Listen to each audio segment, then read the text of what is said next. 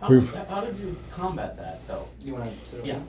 because, getting into some of the specifics is, I think, what's important for a lot of the people that are going to be viewing this, that are younger. They might not understand that the whole idea that, that used to be a big part of their Right, argument. It was right. like the point. So how did you... Right. My generation has some difficulty in dealing with children, period, because of that kind of prejudice against us. The notion that around children we would be untrustworthy because we have sex on the brain or something, and that we're so attracted to, pedophilia, supposedly the same thing, and so on. And that was a canard. That was a lie. It was a slander against all of us. And what we had to realize is just that we do not approve of child molestation either. And we do not think that public policy should support it or give any group of people free rein to practice it, be they priests or be they gay people or be they straight people or be they nurses or doctors or parents or uncles or aunts or whatever. And that should always be something of concern to all of us, to protect children. But you don't protect children by persecuting a minority, and especially a minority that is trying to express itself to the community in its rich reality of existence. We are here on the planet like anyone else, bits of carbon who are trying to get through a relatively short lifespan and have a reasonably good time of it, to live and love and enjoy this beautiful planet and contribute something of ourselves and have some sort of a legacy and all of that. So, this initiative, it was the police. We know that historically the police and the LGBT community have not always had the best of relations. And now here, a couple of weeks ago, you were at a advisory council. So can you kind of explain the police and the LGBT community historically in Seattle? Right. Well, okay, let me finish my narrative then, because I was with the Dorian Group as a staff person for 2.5 years. And then after that time, I worked with the ACLU for a little bit, and then I got a job with King County, which led to my 27 years in career service with King County. Very good employer, by the way. And during that time, I remained active with CMAC and became co-chair of CMAC. But when I was no longer the employee of the Dorian Group, I ran for the board and became a board member and was elected co-president. And throughout my term, I was mostly the only co-president. So it was hard to find a woman who could serve, give the time at that time from our board. But we had a gender balance policy for leadership of the organization. The board was half men, half women. What year was this? This was back in 77. That's when I joined the group. This really seems progressive, really, back then, to have it equal. Yes. I think Seattle has a pretty advanced sexual politics at that time. There was a strong women's movement. I mean, I was a member of the Women's Commission. Charlie Brighton was a member of the Women's Commission as well.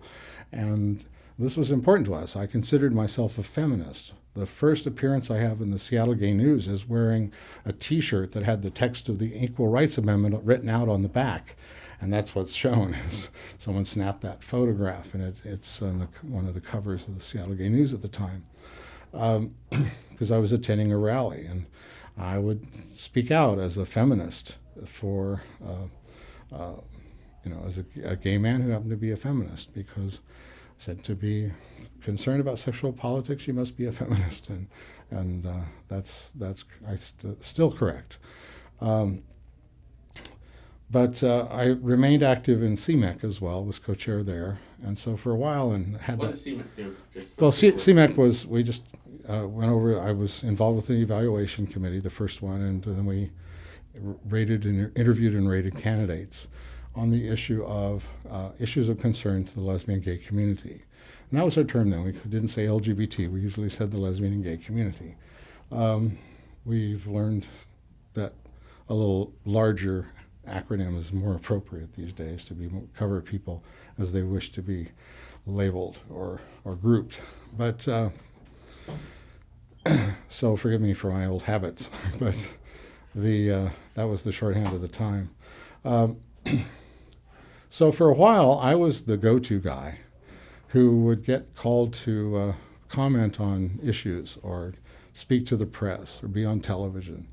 And that was very interesting, but it was disconcerting to my boyfriend at the time because I also was getting some hate mail and such at home. And that was a little scary. But I didn't consider it so much, I didn't take those nasty bits of mail as real threats. I just took it as evidence of ugliness in the community. People have ugly ways of expressing their views and ugly views to express.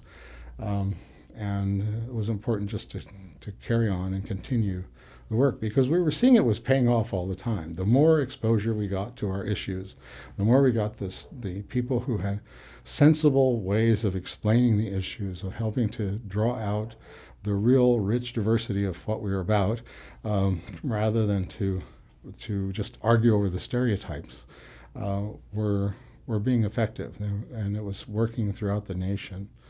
Progress was slow, but it was happening, and we were among places where we had seen an electoral victory. You know, that was unusual to have something homo on the ballot, and to have us win.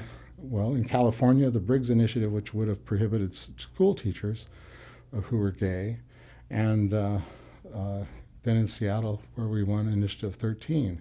In Saturday Review, and our reporter called our election the El Alamein of the gay rights movement, where a series of defeats may have been turned the tide with a great victory.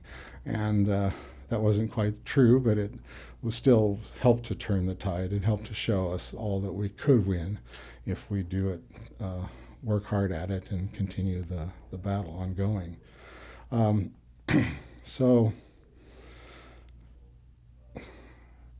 when I was involved with, finally, just a board member of the Dorian Group, and we passed on the leadership to others, and I was kind of burned out at having done that a lot. Being in the public eye is kind of attractive. It's sort of like, oh, gee, they're the star. But on the other hand, it's kind of stressful as well, especially within your groups, because you're the one who's seen as the figurehead, and you're the one who'll be criticized and so forth. But the most fun thing I got to do was to preside over Dorian Group dinners. And that was one thing the Dorian Group did very well. We had a monthly event. We would have a celebrity from the gay rights movement, say Bruce Fuller or Gene O'Leary from the National Gay Task Force, or Dave Kopay, or Leonard Matlovich would be the guest speaker. And people would pay for a banquet dinner and come to that. And we would have a head table, and if we had cameras and news coverage, it was always head table, people only are going to be shown. And people got to have cocktails and have dinner and question and answer after a speech. And it really helped to build, and I said this in my interview for the Northwest Lesbian Gay History Museum project, it helped to build up our esteem. We all had the self-esteem disease that comes from growing up in a heterosexist, homophobic society, because we all grew up gay, and we knew that we were condemned and considered disgusting and all sorts of things, but we still wanted to be this person we are. And so this helped us to see that we could have high esteem for ourselves and for one another. I used to point out sometimes that when we had a clipping file for news items related to gay issues, in the early years that I was involved with the Dorian Group, we might get 3 or 4 items a month. And they would tend to deal with venereal disease or park cruising. So, occasionally there'd be things like women fighting for their children against homophobic ex-husbands who wanted to take them away. But that was largely it. Now today, you couldn't keep a clipping file of all the gay-related news items that come out every day around the world. It's an immense number of stories and issues, and that's proof to me that this movement of ours has just really blossomed We also, at the Doreen Group, we were the group that kept the activities groups going. This hiking group was sort of sponsored by us. They're still going strong, I think. There's a bridge club. There were different groups that got people together for various activities through the Doreen Group. Well, now, if you look at just say the Seattle Gay News, and you look at the list of meetings and organizations that there are, it is like you've gone from a little sapling of a tree into one that has tremendous branching and now diversity of activities. You can find almost anything to go to, religion to athletics, art, politics, self-help, health issues, Youth group. you name it, youth and elderly groups and so on and so forth. So there's never at a loss of things to do if you go looking for them. Great blossoming of activity. And it's all by people who want to be involved in those things. Previously in the closet, you didn't have room to organize those kinds of things.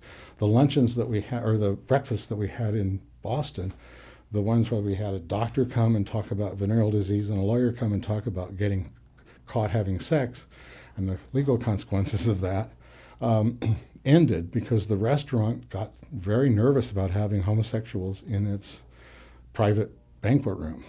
And so the next place they could find had a public window looking in, and they didn't get very many people to come. And so it petered out. But this was 1968. 69, Judy Garland killed herself, and not long after she was in concert at Boston Common, where I and 200,000 close friends were there to see her, and it was really a shock and very big thing. And then